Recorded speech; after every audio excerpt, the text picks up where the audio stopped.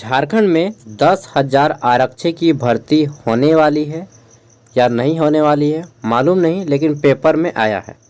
ठीक है, तो क्या आया है चलिए जानते हैं।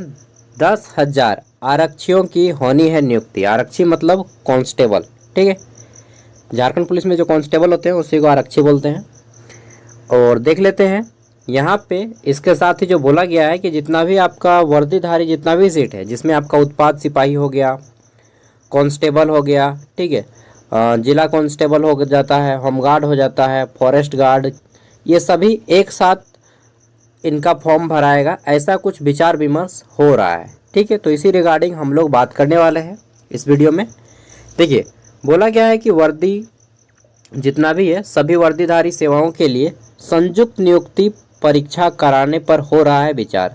जैसे एसएससी जीडी सेंट्रल लेवल पे एसएससी जीडी जो निकाला जाता है उसमें जितना भी अर्धसैनिक बल है उन सभी को शामिल कर दिया जाता है। ठीक है, जैसे CRPF, CISF, BSF, ITBP, Assam rifle, SSB, उसी तरह से झारखंड में भी जितना भी फोर्स का है उन सभी को एक साथ एग्जाम कंडक्ट करवाए जाने पे विचार किया जा रहा है।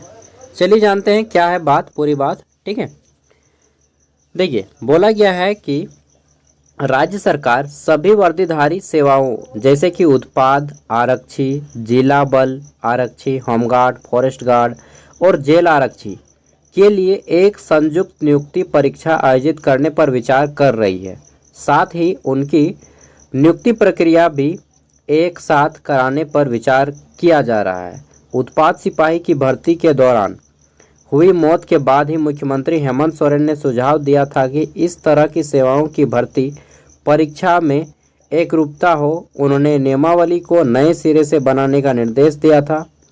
ठीक है, और सूत्रों से बताया कि गृह विभाग यानी कि जो होम मिनिस्ट्री है में आरक्षी बहाली के लिए नियुक्ति नियमावली बना रहा है और नियमावली में झारखंड की भौगोलिक स्थिति का ध्यान रखा जा रहा है। पिछले दिनों गृह विभाग की प्रधान सचिव वंदना दादेल इस मुद्दे पर उत्पाद आयुक्त समेत पुलिस महकमा के वरीय अधिकारियों के साथ बैठक कर चुकी हैं। वर्तमान में जो दौड़ निर्धारित है उसकी समय सीमा और दूरी कम करने पर सहमति बनी है। इसके लिए चयन कमेटी समय निर्धारित करेगी और अपने अभ्यर्थियों पर एक बार में दौड़ेंगे। यह तय किया जाएगा कि परीक्षा 2 भागों में ली जाएगी, पहले भाग में शारीरिक और दूसरे भाग में लिखित परीक्षा।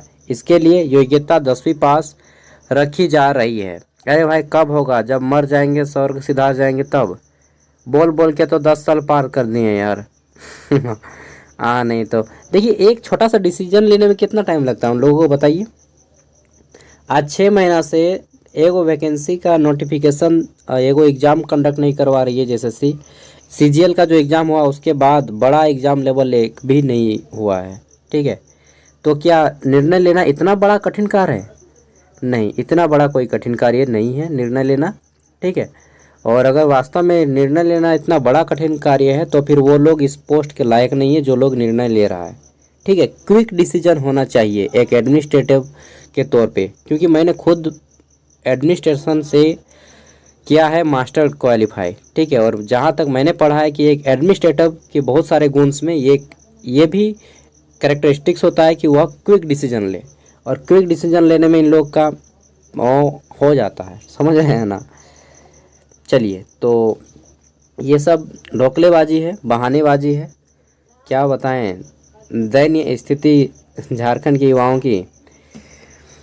तैयारी कोई और देख करता है, सपना कोई और देखता है और उसका करते करते उम्र पार हो जाता है। ठीक है, फ़ायदा किसी और को मिलेगा।